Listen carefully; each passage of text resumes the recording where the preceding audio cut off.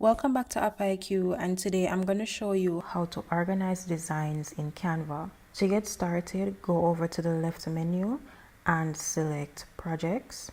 Below are some different categories, and here we have folders.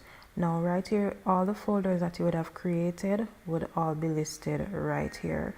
To create a folder, go over to the right and select add new, and you're going to select folder to create a new folder. From here you can name the folder. Immediately from here you can choose to add people or groups to this folder. If not, just select continue, and here you have it. This folder is now created and added under the folders category. And at this point you can start to add designs that you would have done to this folder.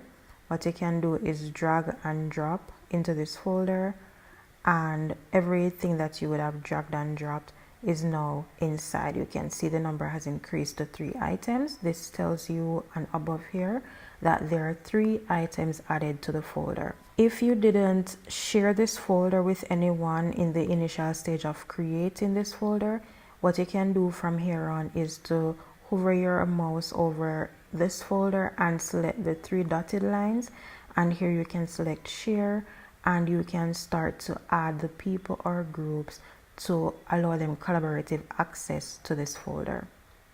Also, you can star this folder.